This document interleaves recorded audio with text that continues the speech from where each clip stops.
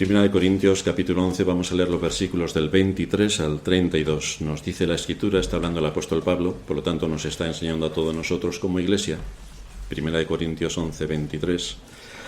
Yo recibí del Señor lo que también os he enseñado, que el Señor Jesús, la noche que fue entregado, tomó pan y habiendo dado gracias, lo partió y dijo: tomad, comed, esto es mi cuerpo, que por vosotros es entregado. Asimismo tomó también la copa después de haber cenado y dijo: esta copa es el nuevo pacto en mi sangre, haced esto todas las veces que la bebiereis en memoria de mí. Así pues, todas las veces que comiereis este pan y bebiereis esta copa, la muerte del Señor anunciáis hasta que Él venga. De manera que cualquiera que comiere este pan o bebiere esta copa del Señor indignamente, será culpado del cuerpo y de la sangre del Señor. Por tanto, pruébese cada uno a sí mismo y coma así del pan y beba de la copa, porque el que come y bebe indignamente, sin discernir el cuerpo del Señor, juicio come y bebe para sí. Por lo cual hay muchos enfermos y debilitados entre vosotros, y muchos duermen. Si pues nos examinásemos a nosotros mismos, no seríamos juzgados, mas siendo juzgados, somos castigados por el Señor, para que no seamos condenados por el mundo. Hay una norma generalizada que existe entre los creyentes, especialmente me estoy refiriendo al mundo evangélico, al pensar que únicamente por llamarse a sí mismos creyentes y estar bautizados, pueden tomar de la cena del Señor, sea donde sea que estén y sea donde sea que vayan. Porque como yo soy creyente, me tienen que dar la cena del Señor siempre. Es decir, piensan que si van a cualquier iglesia, en cualquier lugar, pueden acceder a la mesa del Señor sin problemas. Como esto no es así, la cristiandad piensa que sí, pero la Biblia piensa que no. Como esto no es así, hoy vamos a dedicar nuestro sermón a analizar qué es exactamente esta ordenanza impuesta aquí por el Señor Jesucristo para su iglesia,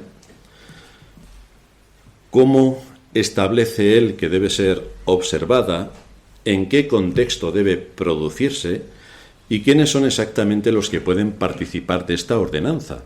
Porque el hecho de que estés bautizado es una condición necesaria, pero no suficiente. Hay más requisitos que debemos tener en cuenta. Es cierto que el creyente piensa que porque está bautizado y se convirtió hace 500 años, tiene acceso a todo. Pero no tiene acceso a todo según la Escritura. Y nosotros debemos regirnos por la Escritura. Como iglesia debemos saber qué es lo que enseñan las Escrituras en todos los ámbitos de la vida humana sobre la tierra y sobre todo lo que tiene que ver con las doctrinas que emanan de las Escrituras. Tenemos que saber cuáles son nuestras convicciones, es decir, tenemos que saber por qué creemos lo que creemos, si es que creemos algo. Porque si solamente decimos creemos en Dios y con eso nos basta, ya les advierto a todos lo que dice Santiago, los demonios también creen. Por lo tanto, ¿cuál es la diferencia? Yo creo en Dios, pero ¿creo en Dios qué significa? ¿Qué implica? ¿Cuál es su alcance? ¿Qué está envuelto en todo esto? Como iglesia, repito, debemos saber qué es lo que enseñan las Escrituras y cuáles son nuestras convicciones de todo lo que se desprende de las enseñanzas de la Escritura. Y, en nuestro caso, lo tenemos resumido en nuestra confesión de fe.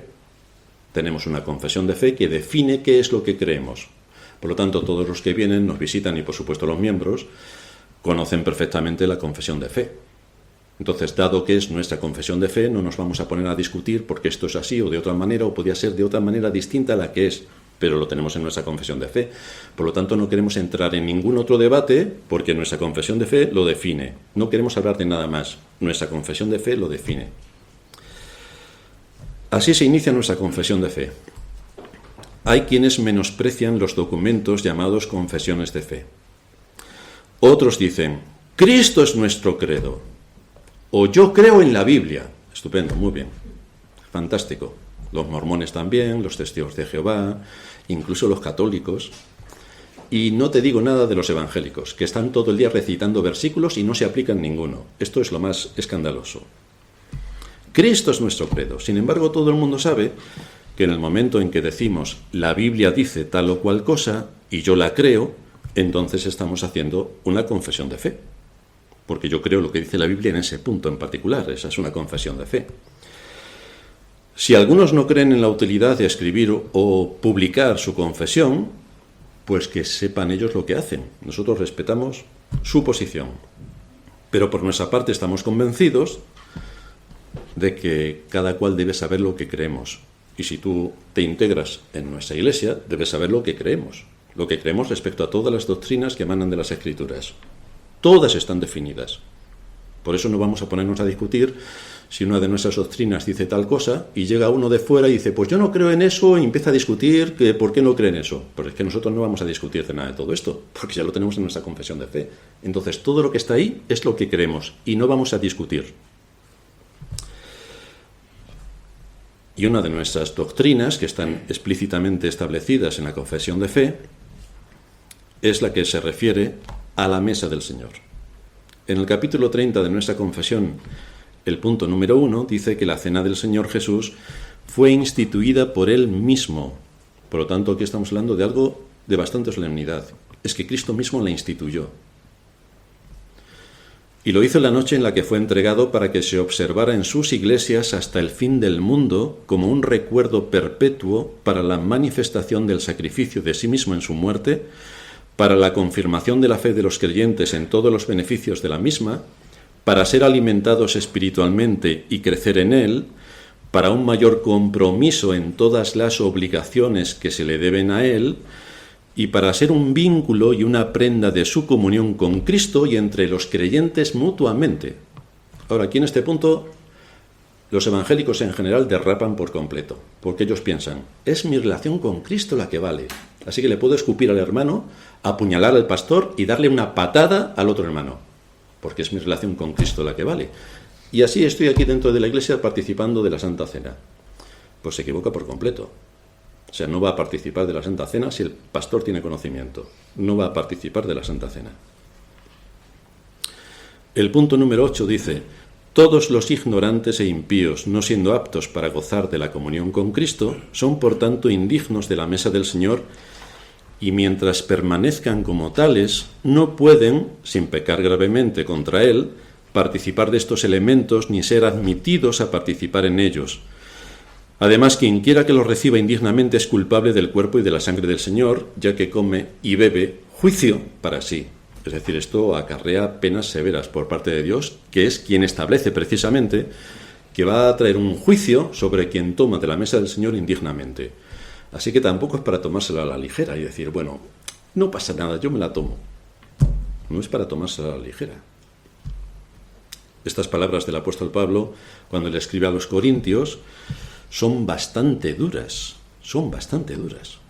De manera que cada uno debería considerar este asunto con diligencia y ver en qué le puede afectar o en qué no le afecta y por lo tanto puede acercarse libremente, pero tenemos que considerar en qué nos puede afectar. La Cena del Señor ha sido observada universalmente por los cristianos desde el periodo más antiguo al que nos lleva la evidencia histórica. Como Pablo nos enseña, fue instituida por Cristo. Cristo mismo la instituyó. Lo hizo la misma noche en la que fue entregado. Y lo hizo para que fuera observada permanentemente por su iglesia. Y esto hasta su segunda venida. Por lo tanto, aquí tenemos un mandato permanente. Queda en la libertad de cada iglesia el hacerlo una vez a la semana, una vez al mes, una vez al trimestre. Queda la libertad de la iglesia porque no hay ningún mandato específico que nos obligue a tenerla una vez cada semana. Por lo tanto, cada iglesia establece cómo quiere llevar a cabo la mesa del Señor. Pero evidentemente es un mandato que cada iglesia debe observar. Es decir, debemos participar de la mesa del Señor con la frecuencia que estimemos oportuna. Por supuesto, no podemos atribuirle ningún significado mágico, porque no lo tiene. No es que te tomas la mesa del Señor, no es que te tomas el pan y el vino y te limpia de todos tus pecados. Esto no existe, esto no es así, no funciona así la mesa del Señor ni tiene ese propósito. La mesa del Señor es una parte importante de la religión cristiana y es una de las dos ordenanzas establecidas en las Escrituras. Una es la mesa del Señor, otra es el bautismo. Son las dos únicas ordenanzas. Ya sabemos que la Iglesia Católica tiene 7 y vete a saber quién tiene más por ahí. Pero son dos únicas ordenanzas. A pesar de esto, a pesar de que está claramente enseñado en las Escrituras, muchos cristianos no la entienden, o bien la ignoran, o bien no le asignan la naturaleza y el propósito por el que la mesa del Señor fue instituida. Así que haremos una exposición algo detallada sobre este asunto para saber cuáles son las implicaciones. Y para esto me voy a valer del comentario a la confesión de fe que hace Samuel Waldron sobre este particular y nos aportará bastante información al respecto. Así que vamos a ver en primer lugar su institución. Si conoces esta ordenanza que fue instituida por el Señor, la pregunta primera que debemos hacernos es: ¿sabes cuál es tu deber con respecto a la mesa del Señor? ¿Sabes cuál es tu deber? Vas a participar de la mesa del Señor después. ¿Pero sabes tu deber respecto a ella? ¿Estás seguro de observar esta ordenanza de acuerdo a lo que establecen las Escrituras? No de acuerdo a lo que te ha enseñado tu antigua iglesia o el mundo evangélico en general, que nos enseñan trolas, más trolas, luego cuentos y luego vamos a contar mentiras. No, lo que enseña la Escritura, no lo que nos enseña la religiosidad de este mundo. Lo que enseña la Escritura. ¿Estás seguro de observar esta ordenanza de acuerdo a las Escrituras? Porque son ellas las que deben guiar nuestra conducta y es la que deben moldear la conciencia en todos los ámbitos de la vida. Lo primero que debemos tener en mente es que es un mandato, repito, establecido por Cristo para llevarlo a cabo en el contexto de la familia espiritual reunida, es decir, en el contexto de la Iglesia. Es un mandato de Cristo para la Iglesia. Se nos dice de la Iglesia primitiva en Hechos capítulo 2, versículo 12, que perseveraban en la doctrina de los apóstoles, en la comunión unos con otros, en el partimiento del pan, que es a lo que se refiere el participar de la mesa del Señor, y en las oraciones. A esto se dedicaba la Iglesia. Cuando se reunía en el día del Señor, perseveraban en la doctrina de los apóstoles, es decir, abrían las Escrituras y se exponían a la doctrina. Ya sabemos que también en el mundo evangélico actual, cuando oyen doctrina, les chirrían los oídos y se les cae el pelo. Pero es algo que establece la Escritura, habla de doctrina. Así que tendremos que estudiar la doctrina. Son las bases fundamentales que establecen cuáles son nuestras convicciones. Fijaos que esto no podemos perderlo de vista, porque la mesa del Señor es una ordenanza instituida por Cristo para la Iglesia, por lo tanto es algo eclesiástico. No fue dada a la familia física, es decir, no nos podemos reunir con nuestros primos, nuestros tíos, nuestros padres y decir, bueno, como todos somos creyentes, vamos a participar de la mesa del Señor. Esto es una profanación absoluta. Hay algunos que lo hacen, pero esto es una profanación. Esto es para la Iglesia reunida en el día del Señor, como cuerpo de Cristo, que tiene acceso a esto. No es para que me junte con mi familia y porque no tengo una iglesia más cerca, nosotros vamos a participar de la mesa del Señor.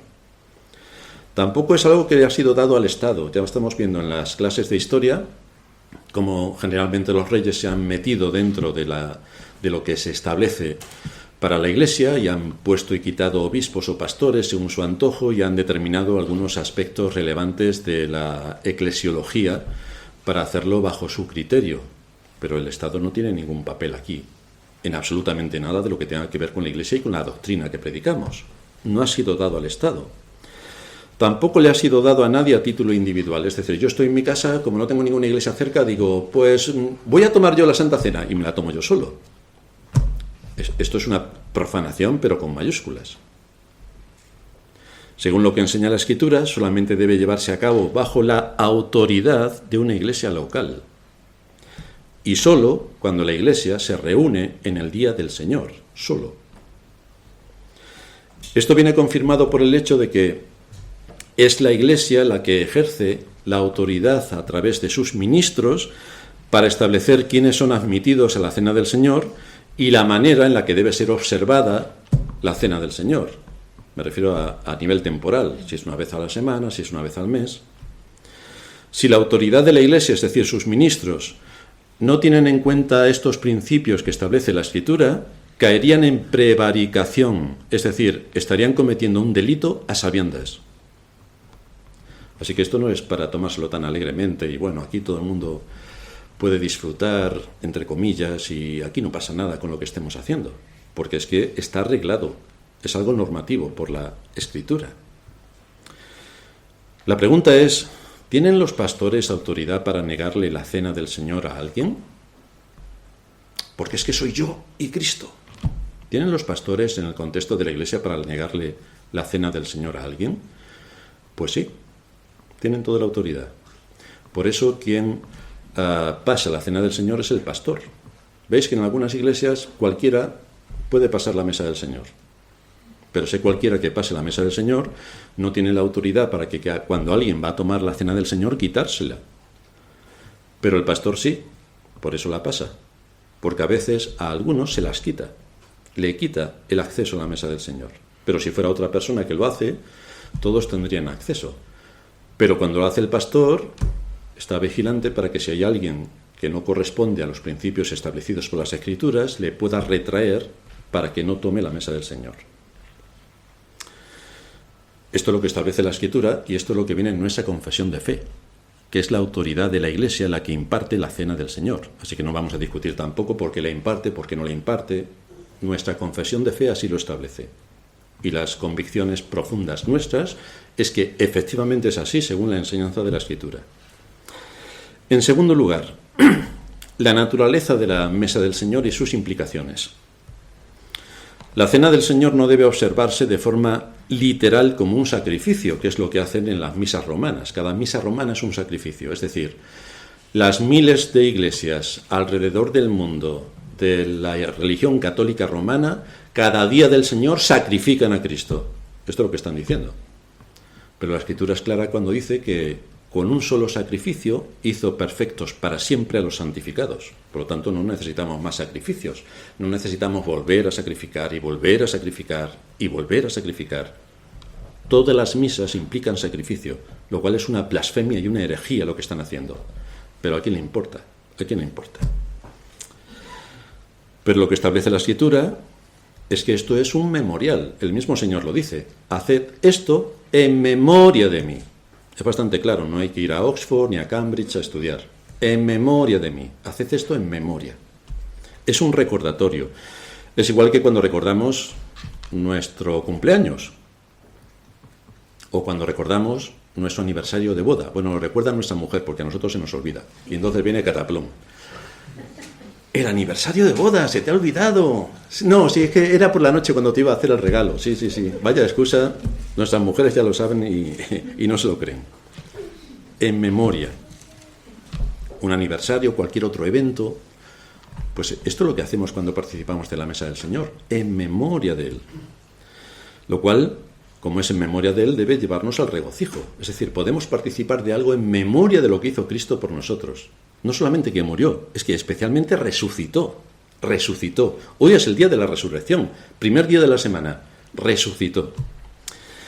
Pero debemos estar seguros de que nuestras mentes y espíritus estén involucrados cuando celebramos esta ordenanza, cuando nos exponemos a la ordenanza y cuando participamos de esta ordenanza. Si la cena del Señor es en memoria de la obra de Cristo, entonces el contexto donde debe desarrollarse la cena del Señor jamás debe ser separado de la predicación del Evangelio, porque es una continuación. Por eso se hace en el Día del Señor, por eso se hace generalmente después de la predicación de la palabra. Es en el culto de adoración pública, donde está la iglesia reunida, donde ha elevado sus himnos delante del Señor alabando su nombre, donde ha sido expuesta su palabra. Luego viene el punto final del culto de adoración cuando participamos de la mesa del Señor con toda la iglesia reunida, de acuerdo al cuarto mandamiento. Acuérdate del día de reposo para santificarlo. Hoy celebramos en esta gran fiesta solemne este acontecimiento extraordinario que es cuando Cristo vino al mundo a morir por los pecados de su pueblo y cuando resucitó en un día como hoy. Pero hay dos tipos de participación indigna que nos muestra el apóstol Pablo al tomar de la mesa del Señor. Hay dos participaciones indignas. La primera es la del inconverso. El asunto es que hay muchos en las iglesias que son inconversos y no lo saben.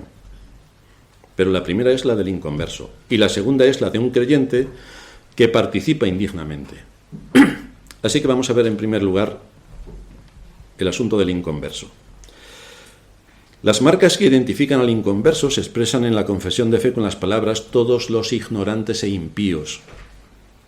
Es decir, si alguna persona es ignorante del Evangelio y de las verdades básicas del Evangelio, no puede participar dignamente de la cena del Señor, porque no sabe ni de qué se trata este asunto. No es que cualquiera que entre por la puerta, pues no te preocupes, que nosotros somos muy amigables y por supuesto que puedes participar, pero si no conoce a Cristo, ni conoce ninguna de las verdades fundamentales del Evangelio, ¿cómo va a participar de la mesa del Señor alguien en semejante situación? El conocimiento, por tanto, es esencial, porque ¿cómo va a participar de esto alguien que no conoce a Cristo? El conocimiento es esencial, porque es de donde toma el intelecto su base argumental para aceptar por la fe el sacrificio de Cristo. Pero tiene que tener una base argumental, tiene que tener un conocimiento. El apóstol Pablo, cuando escribe a los Efesios, una iglesia de los gentiles, les dice en el capítulo 4, versículo 17, «Esto pues digo y requiero en el Señor, que ya no andéis como los otros gentiles». Vosotros sois gentiles, pero no andéis como los otros gentiles, que andan en la vanidad de su mente, teniendo el entendimiento entenebrecido, ajenos de la vida de Dios por la ignorancia que en ellos hay, por la dureza de su corazón. ¿A qué les lleva esta ignorancia y a qué les lleva esta dureza de corazón? Los cuales, después de que perdieron toda sensibilidad, se entregaron a la lascivia para cometer con avidez toda clase de impureza. Mas vosotros no habéis aprendido así de Cristo. Y aquí no se refiere únicamente a que hayan cometido pecados sexuales. No, es que la inmoralidad abarca los 10 mandamientos. Por nuestra cultura parece que ser inmoral es cometer adulterio, pero es falto de rigor. Inmoral es atentar contra las leyes morales, y las leyes morales son los 10 mandamientos. Mas vosotros no habéis aprendido así a Cristo. Si en verdad le habéis oído y habéis sido por él enseñados conforme a la verdad que está en Jesús. Así que esto es lo que se espera de aquellos que participan de la cena del Señor, que tengan un conocimiento básico de las doctrinas, que conozcan a Cristo, que conozcan que Cristo murió por sus pecados y que Cristo resucitó para imputarles su justicia. Esto es lo básico de las doctrinas. Y un entendimiento, deben tener también un entendimiento y una sensibilidad básica de todo lo que la palabra de Dios expone. Es decir, deben asumir lo que la enseñanza de la Escritura, como se predica cada día del Señor, también la absorben. Y también siguen continuamente incrementando su conocimiento sobre Dios y sobre todas las doctrinas que se establecen en las Escrituras. Si no hay un conocimiento bíblico, la conducta rápidamente va a evidenciar que allí falta la salvación. Allí falta la salvación. ¿Sabéis uno de los detalles impactantes por los que se desprende que alguien no es salvo? Porque siempre que se le llama al arrepentimiento tiene justificaciones. Siempre. Siempre tiene excusas. Siempre. Siempre. Esta es una evidencia contundente que confía en su propia justicia. Por eso no hace nada malo, siempre tiene excusas. Por lo tanto, no necesita a Cristo, quien siempre tiene excusas de sus pecados. Esta es una evidencia contundente de que esa persona todavía no ha conocido el Evangelio. Sigue diciendo Pablo en Efesios 4:22. En cuanto a la pasada manera de vivir, porque es de donde veníamos, despojaos del viejo hombre que está viciado conforme a los deseos engañosos, y renovaos en el espíritu de vuestra mente, y vestíos del nuevo hombre, creado según Dios, fijaos en qué lo ha creado, en la justicia y santidad de la verdad. Es decir, debe basar sus criterios, sus pensamientos y su actividad en la vida de acuerdo a la justicia que emana de las Escrituras, y debe andar de acuerdo al camino que Dios establece, que es el de la santidad. Esto es lo que Dios implanta en la conversión, y es en esto en lo que debemos crecer. Nadie puede decir, bueno, yo me convertí hace 37 años y como ya me convertí no tengo nada que hacer. Pero la Escritura continuamente nos lleva a crecer en conocimiento y en gracia, continuamente, a crecer en conocimiento y en gracia. Y más que continuamente se nos exhorta a que ese conocimiento y esa gracia que hemos adquirido por exponernos cada día del Señor a su palabra, la tenemos que aplicar en situaciones concretas. luego no vale, eso a mí no se me aplica. Porque entonces, querido amigo, ¿a qué iglesia has estado yendo? A la que yo voy, no. A la que yo voy, no. Somos expuestos cada día del Señor a su palabra, para que así entendamos mejor el consejo de su voluntad.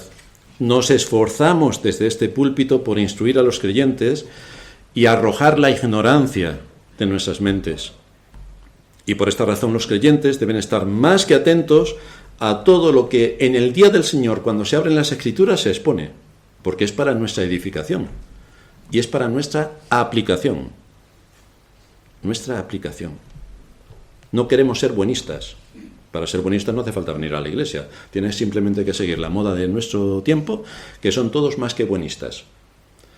Pero nosotros lo que queremos es obedecer a Dios de acuerdo a la justicia y a la santidad.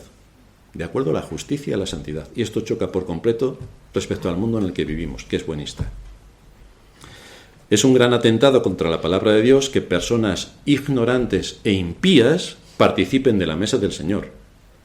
Porque esto, para empezar, viola el tercer mandamiento. No tomarás el nombre de Jehová tu Dios en vano. Si alguien impío accede a la mesa del Señor, está tomando el nombre en vano. Completamente el vano. Es más, está tomando el sacrificio de Cristo en vano, lo cual es una profanación absoluta. Pero no solo incurren en un gran pecado al participar de la cena del Señor este tipo de personas, sino que es también un gran pecado el que se les permita participar. Esto en general los evangélicos no lo entienden, o no lo quieren entender, o lo pasan por alto gracias a las enseñanzas permanentes que reciben desde los púlpitos, que es exactamente igual a cero. Pero esto es a lo que nos lleva la Escritura. Es decir, que si los ministros de Cristo permiten que personas no aptas participen de la mesa del Señor, ellos son culpables de prevaricar. Ellos son culpables de prevaricar.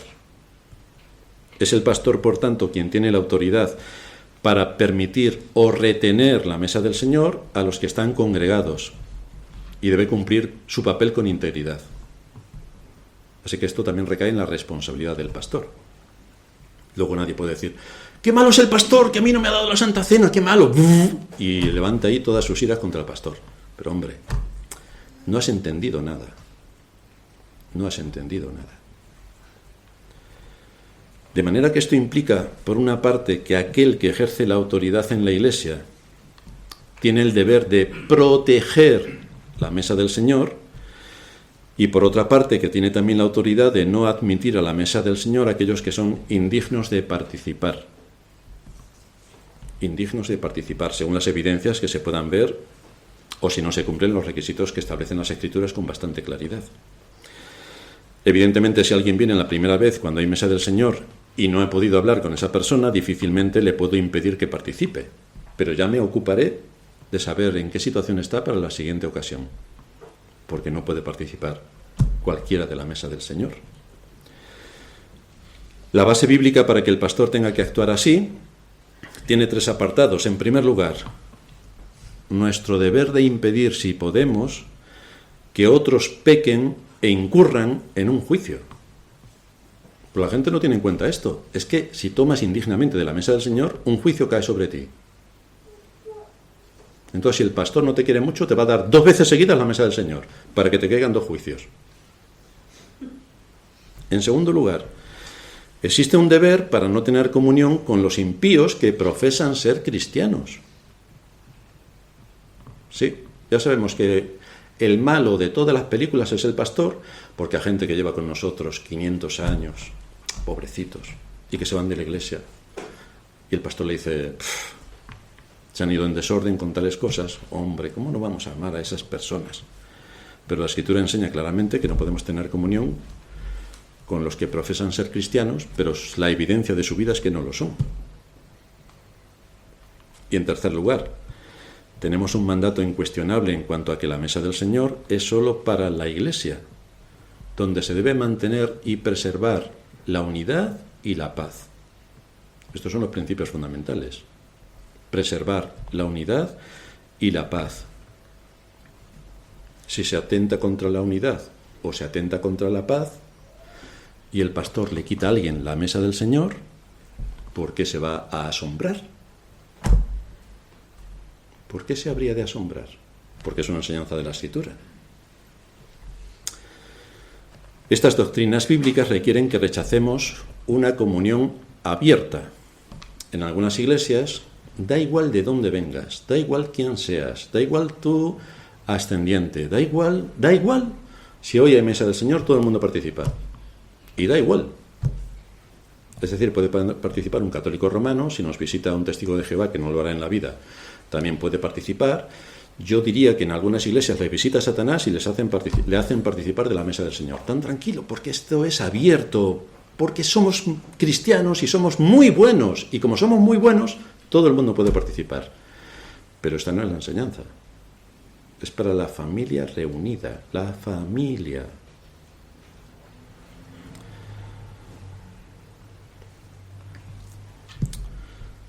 La Iglesia está obligada, como digo, a proteger la mesa del Señor de semejante profanación, y si no lo hace, estaría prevaricando. Así que rechazamos una comunión abierta. Pero debemos también tener cuidado en no irnos al otro extremo, porque estas verdades bíblicas tampoco parece que requieran una comunión cerrada. Es decir, solamente pueden participar de la mesa del Señor los miembros, los demás están excluidos. Pues sí que es un poco tenso, porque hay hermanos que vienen de otras iglesias y que están con nosotros, que si están en orden con su iglesia, si están integrados en su iglesia, si están bajo la autoridad de su pastor, si no han incurrido en disciplina, ni una disciplina sospechosa que se les acerca, si todo está en orden, y además como algunas hermanas han traído su carta de presentación por parte de su pastor, pues por supuesto que la comunión no es cerrada, es restringida. Y por supuesto que estos hermanos y hermanas que vienen en estas condiciones porque vienen de paso de otras iglesias, a las que han estado sometidas hasta que han llegado aquí, por supuesto que pueden participar de la mesa del Señor. Pero solo en ese caso. Solo a los verdaderos cristianos que estén bautizados, que sean miembros de verdaderas iglesias, que estén bajo la autoridad de sus pastores y que no estén bajo disciplina o sospecha de que les va a caer una disciplina, son a los que se les puede permitir participar de la mesa del Señor. A estos. Por otra parte, la palabra a la que nos lleva la práctica fiel de la comunión restringida requiere que tengamos al menos en cuenta dos cosas. La primera, el anuncio público de los requisitos por los cuales se puede acceder a participar de la mesa del Señor, que es lo que hacemos casi cada día que tenemos mesa del Señor y nos disponemos a participar de este memorial. Y en segundo lugar, la prohibición que se le hace a nivel particular a aquellas personas que se deben retraer de tomar de la cena del Señor por alguna causa particular. Entonces, estos no tienen acceso a la mesa del Señor.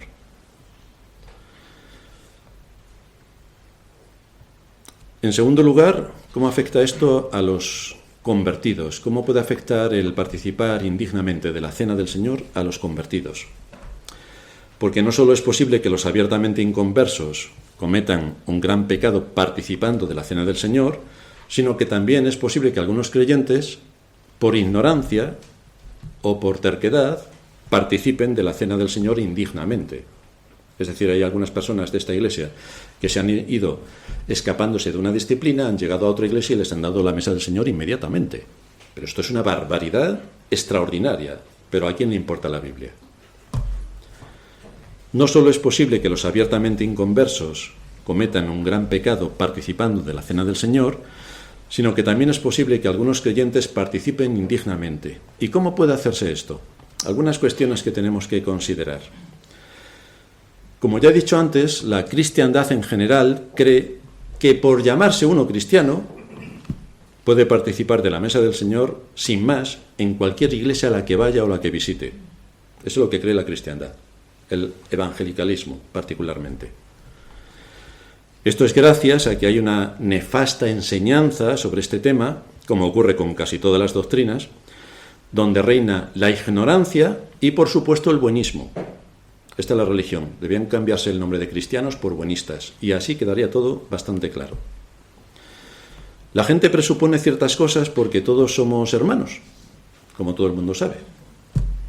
Y hay que ser condescendiente con cualquier persona.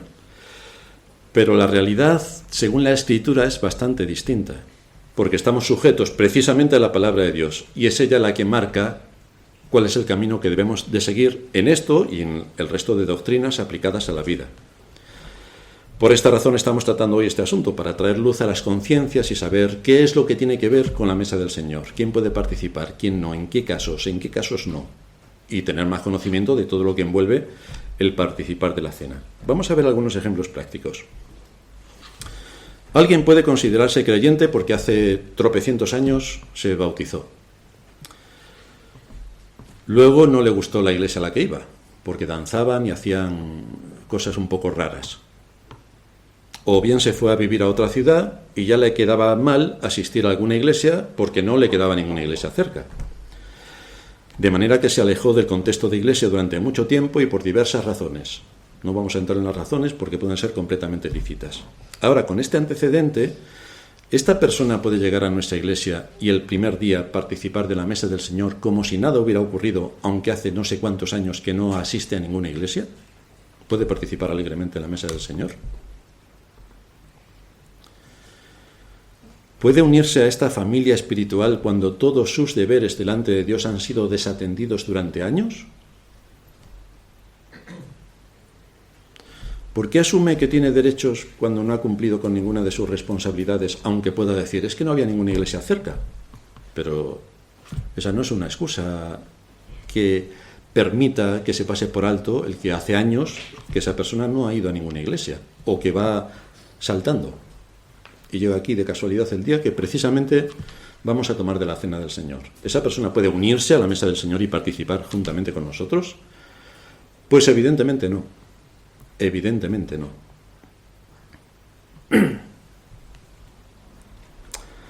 Hay que esperar para que la iglesia que acoge a esta persona conozca más sobre ella y pueda ser admitido a la comunión. No a la membresía, porque la membresía tarda más tiempo, pero sí a la comunión.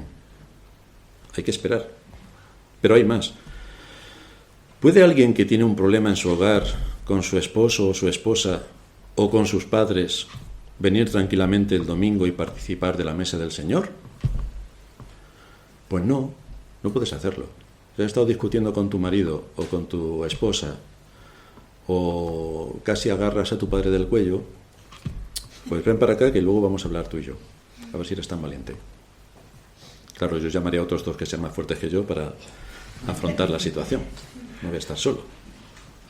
Pero si hay tensión dentro del hogar, no puedes venir aquí y, bueno, no ha pasado nada, porque el Señor es perdonador, pero busca primero el perdón de aquellos a quienes has agredido, ofendido o has hecho algo incoherente.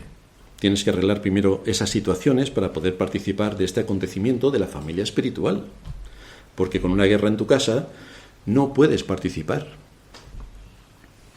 Ahora, puede darse otro caso, bastante más curioso.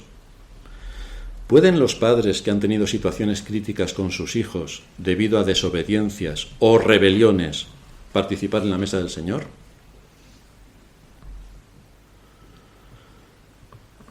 Pues sí, pueden participar de la mesa del Señor, aunque los hijos, si están bautizados, no, porque son ellos los que han transgredido el principio de autoridad. Es lo mismo que nos pasa o que ocurre con el pastor y sus ovejas. Si has sido exhortado por el pastor y has levantado el puño contra él para ver si le podías acuchillar y estás resentido en tu corazón, evidentemente tú no puedes participar de la mesa del Señor. ¿Y el pastor puede? Pues evidentemente, porque si el pastor no pudiera, no tomaría la Santa Cena ninguna vez, porque siempre hay historias que tratar dentro de la iglesia. Pues evidentemente no puedes participar de la mesa del Señor, porque has atentado contra la autoridad. Con lo cual, de la misma manera que ocurre cuando un hijo atenta contra su padre, que el padre sí puede tomar de la mesa del Señor y el hijo no, en el caso del pastor y las ovejas, ocurre exactamente lo mismo. ¿Puede alguien participar de la mesa del Señor cuando tiene en su corazón asuntos sin arreglar con alguno de sus hermanos en Cristo? Todo el mundo sabe que no. Pero fijaos qué cosa tan curiosa. Tenemos constancia de que otras personas en otras iglesias son tan amorosos que le envían comida a los ucranianos, pobrecitos. Acaban de recibir 1.500 millones de euros en armamento, pero necesitan comida, claro. Y entonces estos hermanos tan caritativos les envían comida. Ahora, del prójimo que tienen a su lado, le escupen, le dan una patada y lo insultan. Pero los ucranianos están tan lejos que son buenos. Mi prójimo no, el que tengo a mi lado no, pero los ucranianos sí. Es bastante difícil ser más hipócrita, pero desde luego si siguen practicando, seguro que duplican la tasa de hipocresía. La idea de familia a la que nos lleva este memorial implica unidad de doctrina. Es decir, que si tú no compartes nuestra doctrina, no puedes participar de la mesa del Señor. Yo no tomaría jamás de la mesa del Señor, por ejemplo, entre testigos de Jehová. Bueno, en realidad ni ellos la toman, así que tampoco iba a descubrir nada nuevo. Me iban a ver como uno de los suyos. Pero si vamos a una iglesia católica, ¿tú tomarías de la mesa del Señor? O si vamos a una iglesia pentecostal, ¿tú tomarías la mesa del Señor? O si en vez de que esté predicando el pastor hay una pastora, ¿tú tomarías la mesa del Señor? Porque si la tomas, es que no tienes claras las doctrinas. Por lo tanto, quien quiera que viene a nosotros y tiene la posibilidad de participar de la mesa del Señor, tiene también que participar de nuestras doctrinas. Tiene que conocer nuestras doctrinas, tiene que saber lo que creemos, porque se va a unir en comunión con cosas que no sabe y además que está en contra. Bastante ilógico. Tiene que tener una misma fe. Es decir, Cristo es el que da el don de la fe. No es yo quien produzco la fe y me salvo, sino que Cristo da el don de la fe a quien Él quiere y por lo tanto lleva a cabo el cumplimiento de la salvación. Tiene que tener un mismo Dios y Padre, porque si nada de todo esto existe, impide que pueda haber la más mínima unión con quien está de visita o con quien está entre nosotros. Esto es un desorden absoluto. La lectura que leíamos en la introducción, que nos hablaba de Himeneo y Fileto, son personas que estaban en esta situación, que estaban dentro de la iglesia y que estaban provocando desunión y estaban alterando la paz dentro de la iglesia. Y Pablo rápidamente los identificó. O sea, no podemos tener en medio de la iglesia gente que atenta contra la unidad y la paz de la iglesia. Y luego vamos a participar de la mesa del Señor todos juntos como si aquí no hubiera pasado nada. Pero ¿se puede ser más profano y más hipócrita? A la iglesia, como hemos dicho muchas veces, se accede voluntariamente. Si alguien no está a gusto porque no le guste cómo predicamos, cómo cantamos. Por cierto, que es difícil que los ángeles canten mejor que nosotros, eso también. Si no le gusta cómo cantamos, si no le gusta la palabra predicada, pues debe irse con decoro y educación, y no con un espíritu soberbio y levantando falso testimonio, calumnias y difamaciones, porque esto es lo que hacen los impíos. No sé si han caído en la cuenta que su conducta respecto a la conducta de un impío, ¿en qué se diferencia? Y a tenor de los hechos no se diferencia en nada, con lo cual no tengo nada más que decir. En tercer lugar, los resultados que hay de tomarla indignamente. Se comete un grave pecado cuando no se es consciente de lo que estamos haciendo, cuando se toma mecánicamente. Bueno, hoy toca mesa del Señor. Es como a veces nos ponemos a comer, hemos acabado de comer y no nos hemos dado ni cuenta de lo que nos hemos comido, porque estábamos pensando en otras cosas o estábamos viendo nuestra serie favorita, que nos hemos quedado con el plato vacío y anda, si ya he cenado o ya he comido. Esto no podemos permitir que ocurra en nuestras mentes. Son esos pecados los específicamente designados con las palabras a aquellos que reciban indignamente, que lo hagas de forma mecánica, sin saber qué es exactamente en lo que estás participando. Hay 3 preguntas importantes que deben ser respondidas. La primera, ¿qué es ser culpable del cuerpo y de la sangre del Señor? ¿A qué se está refiriendo Pablo cuando hace esta afirmación solemne? La frase del cuerpo quiere decir que peca contra el cuerpo y la sangre del Señor, profanándolos. Y esto es así porque trata el pan y el vino como alimentos corrientes. Toca el pan, toca el vino. Y nada más pasa por su mente, porque es algo mecánico. Nada más pasa por su mente. Esto es tomar la cena del Señor indignamente. No ser consciente de lo que estás participando. Esto es tratar los símbolos del cuerpo y la sangre de Cristo sin encajar su significado profundo. ¿Qué es lo que estos elementos simbolizan? Es en eso en lo que tengo que ocuparme cuando los tomo. Es un recordatorio del sacrificio de Cristo para mí. Estamos hablando del hecho más trascendente de la historia. Estamos hablando de nuestra vida eterna o de nuestra condenación perpetua. Estamos hablando de un acto de desarrollo y de una magnitud colosal por la cual Dios, en su propósito soberano, envió a su Hijo a morir. De eso estamos hablando. A morir por pecadores. De eso estamos hablando. A morir por mí, que debería irme al infierno. De eso estamos hablando. En segundo lugar, ¿qué es participar indignamente? La dignidad aquí no es cuestión de un mérito legal. Yo soy digno. No se está refiriendo a ese mérito legal, sino al decoro. Al decoro.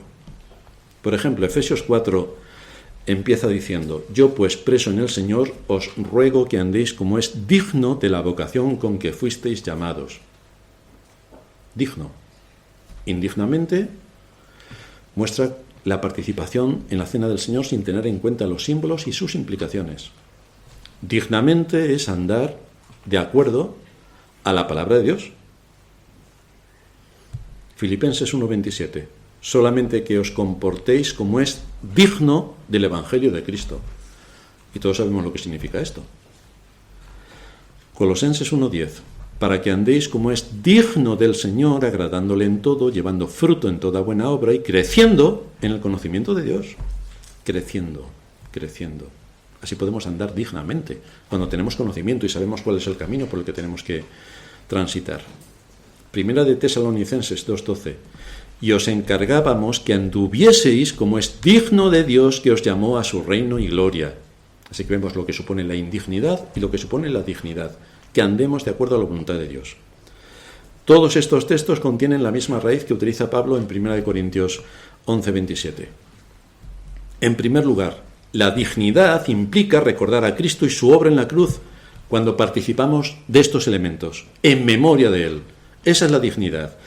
Recordar a Cristo y su obra en la cruz por mí. En segundo lugar, tenemos que examinarnos a nosotros mismos. Tenemos que probarnos y aprobarnos. Las dos cosas. Probarnos y aprobarnos. Con un sentido correcto de que estamos recordando a Cristo al tomar de estos elementos para que seamos conscientes de qué es lo que Él hizo en nuestro lugar. Claro que si uno se considera bueno, al final de cuentas Cristo no hizo gran cosa. Pero si uno sabe lo que Dios piensa de todo ser humano y de mí en particular, entonces las cosas cambian bastante. ¿Qué es lo que Cristo hizo en nuestro lugar? En tercer lugar, tenemos que discernir el cuerpo apreciando el simbolismo que aquí se nos expone, el significado espiritual que hay en la cena. Y tenemos que juzgarnos a nosotros mismos si nuestras mentes se van a divagar por otros estratos diferentes a lo que nos ocupa al tomar de la Santa Cena. Debo saber de quién soy hijo y cuáles son las responsabilidades que Cristo ha puesto sobre mí al traerme a su familia. Porque lo mismo tengo responsabilidades, a lo mejor, quién sabe. O sí, o realmente tengo responsabilidades. Y entonces cumplo con mis responsabilidades, tanto en la familia donde Dios me ha puesto, como en todos los ámbitos donde se desarrolla mi actividad. Si realmente creemos que la cena simboliza la muerte del Señor y participamos de ella conscientemente de esta realidad, entonces somos dignos. Entonces somos dignos. Por otra parte, Pablo no anima en ninguna de sus cartas a los cristianos para que se mantengan alejados de la mesa. No.